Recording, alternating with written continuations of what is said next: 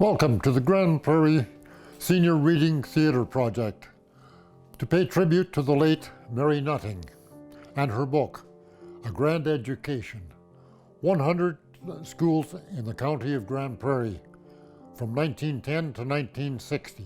This was compiled by Mary in 2010 in collaboration with the South Peace Regional Archive Society. My name is Gord Switzer, and I'm presenting Bloomin' Valley School District number 3912. Bloomin' Valley School District was organized March the 1st, 1920 for the area north of Valhalla and south of the Saddle Hills.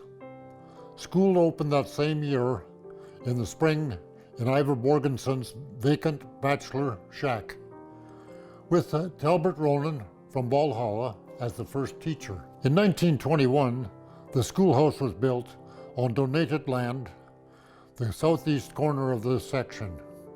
It was a frame building, 24 by 32, with a concrete foundation, cedar exterior, and shingled roof. The interior was papered, and the ceiling was gyprock. Most of the materials were donated, and the work was done by volunteer labor. But debentures were sold to cover the remaining costs. The Ladies' Aid of the Lutheran Church raised the money for nails and paint. Later, a log barn with a slab roof was added to the property. Even with such a good building, there was no guarantee of a regular school year.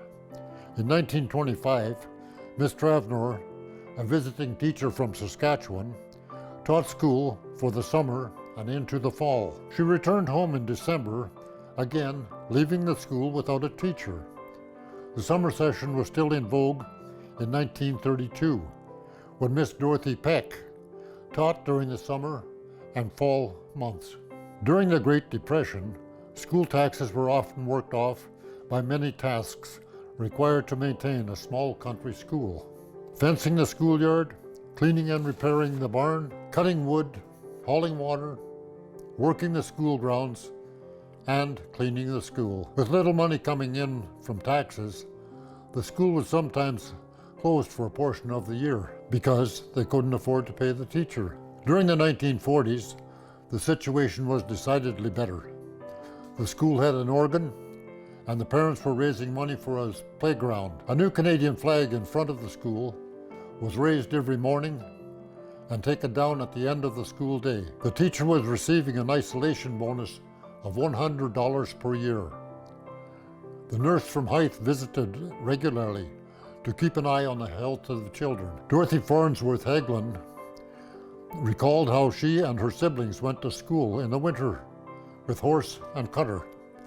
Layers of warmth were laid out on the cutter. A cowhide was put on the seat of the cutter, then a wool blanket, and hot rocks on the floor. The children got in, put their feet on the hot rocks, and the blankets pulled up so they were covered up and warm, ready for the cold ride to school. At its height, there were 24 children at the Bloomin' Valley School, but by 1953, only 6 were left on the roll. The school was closed in 1954, and the students bused to Valhalla. The community submitted a tender to secure the land and the building. The argument was that since the materials and the labor donated by the community members, and since it was in regular use for local meetings, church services, and bazaars, it should remain on site. The division agreed, and the school became the Bloomin' Valley Community Hall. At present, it was sold to a young couple and is now being converted into their home.